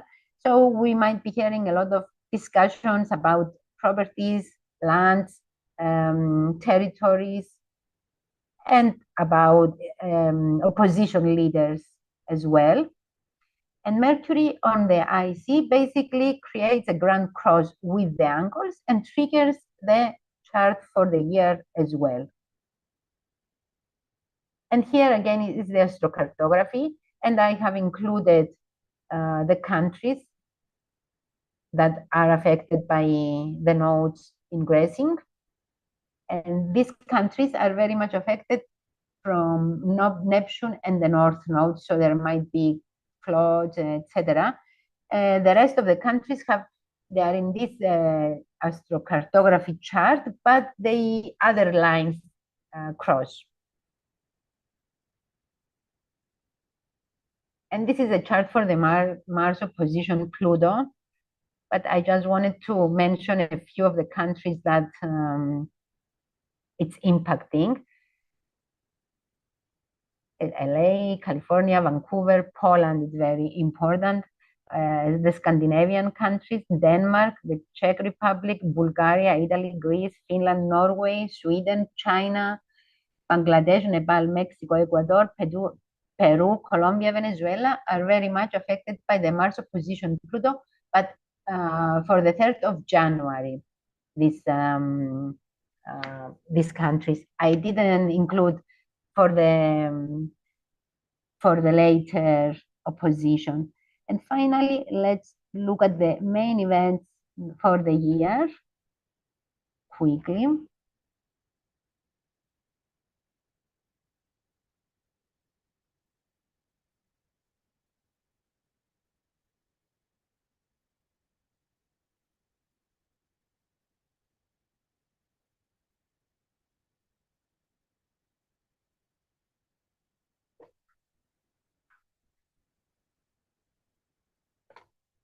Okay. I may mention a few more than what I have written down in the slides, but these are the most important. So Mars, on the 3rd of January, Mars opposes Pluto at 1 degree 8 minutes of Leo Aquarius. On the 6th of January, Mars returns to Cancer. 12th of January, the North Node enters Pisces. On the 13th of January, we have a full moon at 23:59 Cancer, which is a sensitive degree of the cardinal signs, because the nodes were there. We had eclipses, we had new moons, full moons happening near those degrees. So those are very sensitive degrees of the cardinal signs. Venus enters the shadow period on the 28th of January. On the 29th of January, we have a new moon at 9 degrees of Aquarius, which is close to Pluto. And on the 30th of January, Uranus stations direct at 23:15 minutes of Taurus. In February, on the 7th of February, we have Neptune conjuncting the North Node. On the 12th of February, a full moon at 24:05 Leo, which squares Uranus. So it's going to be very unpredictable and shocking events we can expect. On the 24th of February, Mars stations direct at 17 degrees of Cancer. And on 28th of February, there is a new moon at 9 degrees 40 minutes of Pisces. In March, the 1st of March, we have Mercury entering the shadow period. Then on the 2nd of March, we have Venus stationing retrograde at 10 degrees 50 minutes of Aries. Again, a sensitive degree of the cardinal sign.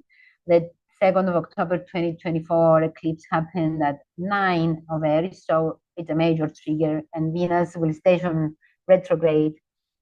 So it's going to be impacting for a while. On the 14th of March, a total lunar eclipse at 23:56 of Virgo, and it triggers the 18th September total lunar eclipse, which was in Pisces conjunct Neptune. And on a world level, this can be talking about heavy rainfall, bad weather conditions, landslides, collapse of bridges, problems in sea transportation, floods. Maybe an event takes place that affects shipping or sea transportation, or it might cause delays, having to take longer routes, and this can cause shipping costs to rise. Eclipses are always related to extreme weather conditions by nature anyway. On the 15th of March, we have Mercury stationing retrograde, also at 9 degrees of Aries, the sensitive degrees of the cardinal signs. Again, triggers the eclipse of the 2nd of October. On 20th of March, we have the spring equinox, and the spring equinox is an important moment in time when, which is connected to the summer solstice. Therefore, the chart of the equinox gives us indications as to what we can expect for the next 3 months.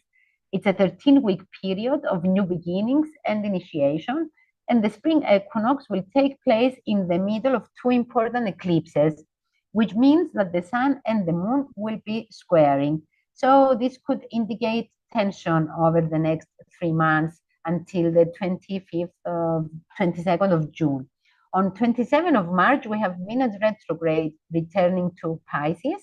And on 28th March, we have a solar eclipse, a partial solar eclipse at 8:59 Aries. Again, the 9 Aries is the degree where Mercury and Venus will retrograde, and the degree of the last eclipse on the 2nd of October. The second eclipse of the month will be a solar eclipse in Aries, and it's very much connected to the 2nd October 24 eclipse, but it's also related to the 7 October eclipse in 2023.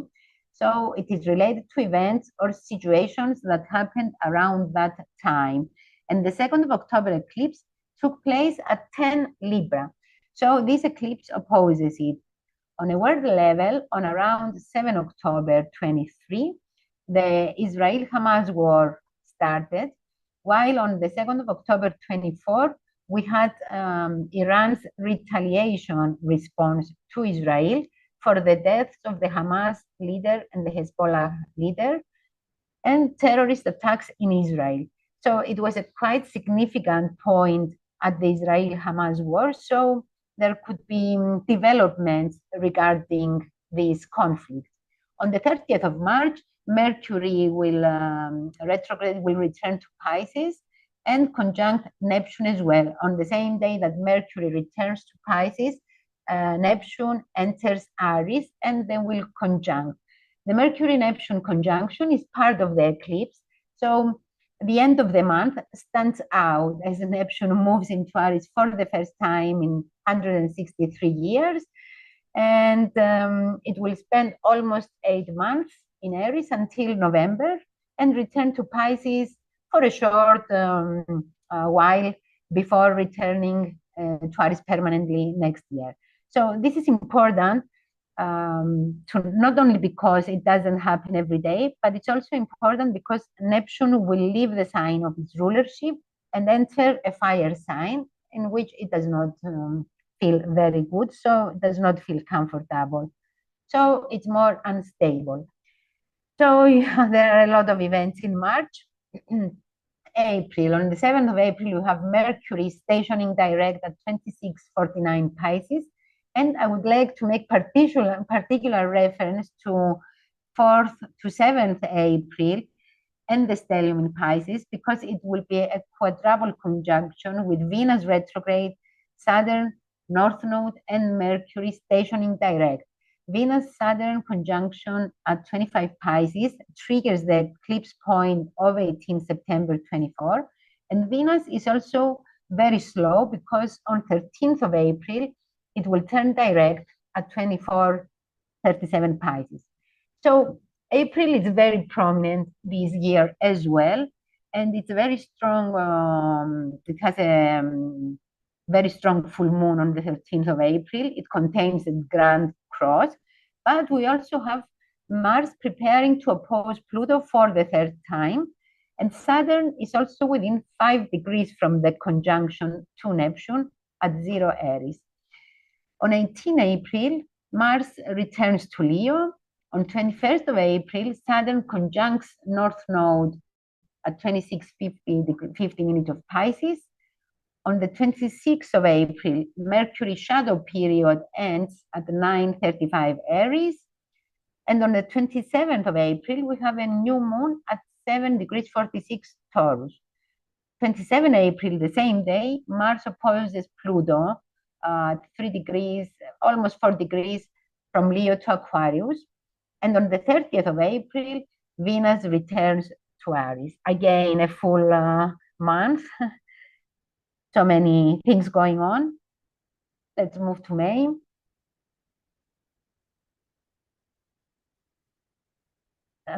Second of May, Mars shadow period ends at 6:10 Leo, and Mars shadow period began on the 4th of October at 17 Cancer.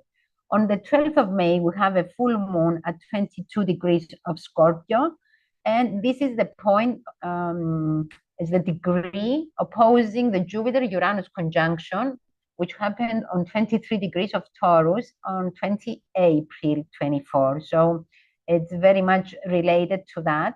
And Jupiter-Uranus spoke about sudden windfall, sudden luck. On the 16th of May, Venus ends its shadow period at 10 degrees of Aries. 18th of May, Jupiter squares the North Node at 22 Gemini Pisces and triggers the 18 September eclipse. And it's a very important trigger. On the 25th of May, Saturn ingresses Aries and triggers the world axis as well. And the 27th of May, there is a new moon at 6 degrees of Gemini. In June,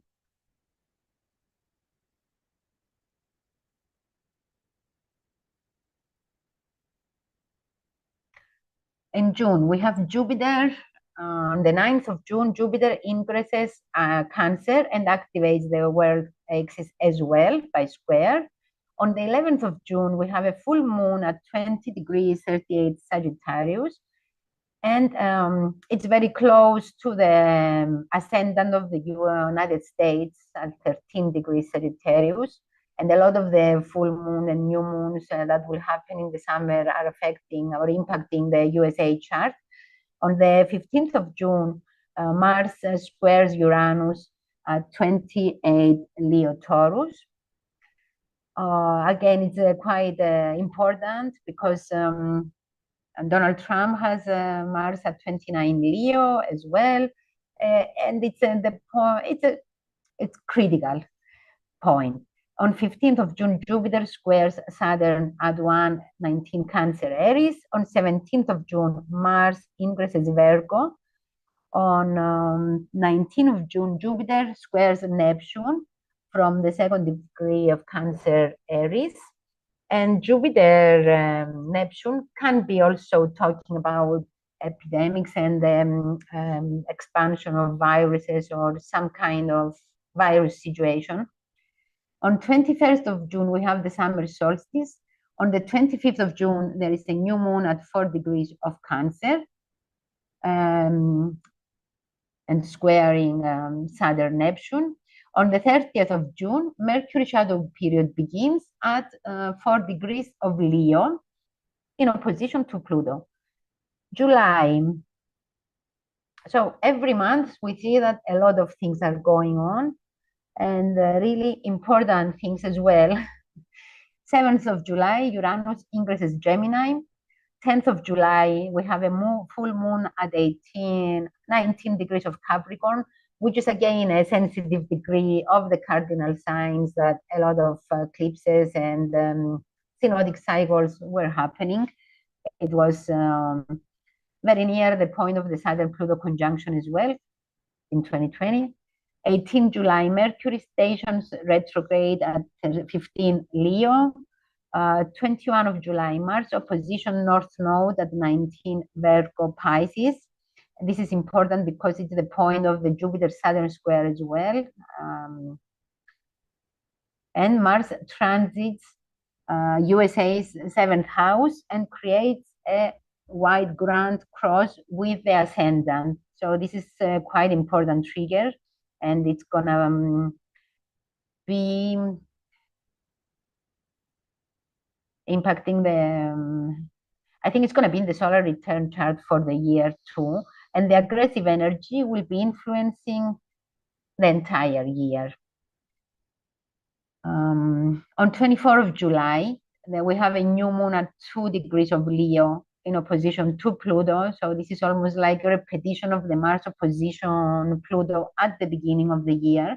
And Sun opposition Pluto can be talking about the death of a prominent world leader, a prominent personality, someone famous. It also talks about power games, control games, and it's quite manipulative, controlling energy that will play out during the whole cycle.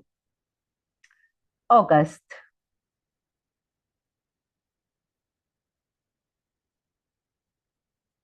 On the 7th of August, Mars ingresses Libra and activates the world axis by opposition. On the 9th of August, Mars opposes Saturn at 1 degree 20 minutes of Libra Aries. That's important as well. On the 9th of August, we have a full moon at 17 degrees of Aquarius. 10th of August, Mars opposition Neptune, almost 2 degrees Libra Aries. On the 11th of August, we have Mercury stationing direct at 4 degrees of Leo, opposing Pluto again. 23.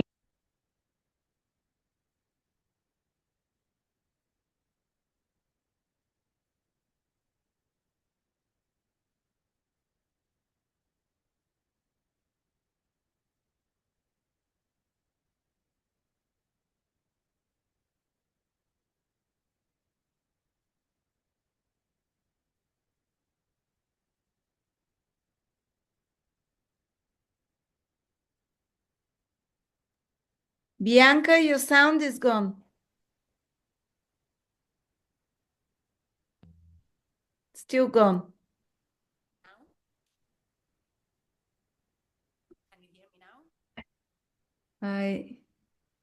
Something with the microphone maybe, or What about now? no, nothing. Now? Nothing. No. Okay, give me a second.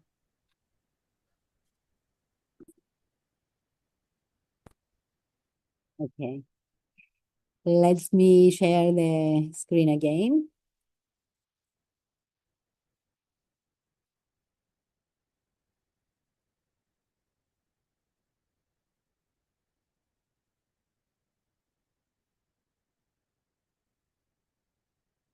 Okay, we're in August. And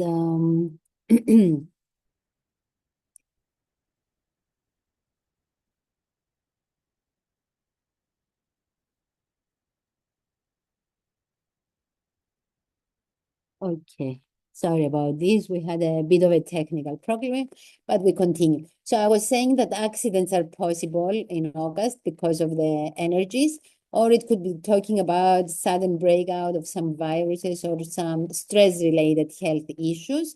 And on the 25th of August, Mercury shadow period ends in Leo. Let's go to September, which is again a very full month packed.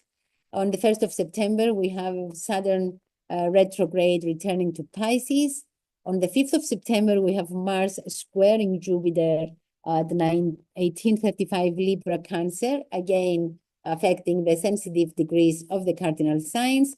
6th of September, Uranus stationing retrograde at 1.5 degrees of Gemini, and until February 26th, it will be retrograde. 7th of September, we have a lunar eclipse at 1522 Pisces. It's a grand cross with natal ascendant, Mars opposition, and triggers the USA solar return chart as well. And it's a repetition of the total lunar eclipse of 18 September 24, but on a different degree. On the 21st of September, we have a solar eclipse at 29 Virgo, which is a partial solar eclipse, but it's in opposition to Saturn and the North Node, and triggers again the 18 September eclipse, which happened on 25 Pisces, conjunct Neptune. So it's possible that the Virgo new moon solar eclipse could see some people struggle a little with their energy or with some health issues. And it's a critical degree, and it's an opposition. So, okay, we need to be a little bit careful. It's a combo that could be talking about an epidemic or something that spread of some viruses or some flare-up of autoimmune diseases. 22nd of September, we have the fall equinox, the day after the eclipse. The sun at zero Libra will form a grand trine to Uranus in Gemini and Pluto in Aquarius. An air grand trine is all about ideas, innovation, technological advancements, and collaborations.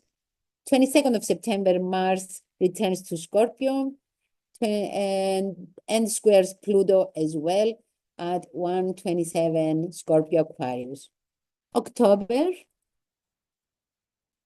In October, we have a full moon at 14 Aries, a new moon at 28-21 Libra. Mercury shadow period begins in 21 October at 20 Scorpio. 22nd of October, Neptune retrograde returns to Pisces. 21st of October, we have a Libra new moon at 20 Libra, squaring Pluto in Aquarius. Okay, it's out of sign square, but still works. And a square to Pluto is a challenge, especially if it's a new moon square to Pluto. It colors the next 4 weeks, and Pluto is about power, about transformation, deconstruction. It's the planet of final endings and closure. So it's we might see certain relationships, partnerships, or alliances that have run their course to come to an end for good. On 22nd of October, Neptune returns to Pisces, joining Saturn and the North Node. And on 29 October, we have Mercury moving into Sagittarius. November, we have 4th of November, Mars ingresses Sagittarius as well. Also opposes Uranus in Gemini as soon as it goes into Sagittarius. 5 of November, we have a full moon at 13 Taurus. On the 8th of November, Uranus retrograde returns to Taurus. And 9th of November, Mercury station retrogrades at 6 Sagittarius. This is the degree that it's stationed on 15 December 24. I mean, right now is the degree that is going to station to turn direct on the 15th of December. 19th of November, Mercury retrograde returns to Scorpio. On 20th of November, we have a new moon at 28 degrees Scorpio, conjuncting Mercury, opposition Uranus. Again, it's a stressful, nervous energy, difficult decisions might need to be taken. Could be about financial matters. It's the financial axis. On the 24th of November, we have Mars squares the North Node at 14 Sagittarius and Pisces. Again, this is very important for the USA because it will be sitting on the ascendant of the USA chart and on the apex of a T-square with the nodes. So November is very important for the United States. 29th of November, Mercury stations direct at 20 Scorpio. And it seems that November triggers very much the chart of the United States. And finally, December 25, I think it's the first. Okay. So December, 4th of December, full moon at 14th Gemini, squaring the USA ascendant again. 9th of December, Mars square Saturn at 25 Sagittarius, Pisces, again triggers the 18th September 24 lunar eclipse conjunct Neptune at 25 degrees of Pisces. On the 10th of December, Neptune stations direct at 29 Pisces, very close to the cardinal axis. 14th December, Mars squares Neptune at 29 Sagittarius Pisces, again very close to the world axis. On the 15th of December, Mars ingresses Capricorn and triggers the world axis. On 17 December, Mercury shadow period ends at 6:51 Sagittarius. On 20 December, we have a new moon at 28 something Sagittarius square Saturn Neptune in Pisces. And on 21 of December, we have the winter solstice. And that is not easy at all, actually. It's really a tough one. And it may mean that some issues that we have been dealing with can really get amplified, and we need to find ways to deal with the challenges, because we may run into certain obstacles. And this brings us to the end of our analysis for 2025. As I warned you at the beginning, this was really big Thank one. you so much, Bianca. But it's a very rare It's a year. whole book. I hope people were taking pictures of those slides to know the dates and yeah, I'm sure they can do that, take screenshots so they can study the charts better and the astrocartography as well. I can So see how much work has gone into that. Incredible. And you gave us predictions not just for next year, but for many years ahead, what the results of those yeah, changes will be. Thank you so much for the hard work, thank for the you as well. incredible insights. And again, if anyone wants to contact Bianca, I'm putting a link below in the description. You can connect with her. I saw her in real life this summer when we had the retreat 2024 in Bulgaria, and Bianca was answering direct questions to every participant, looking at their chart and telling them.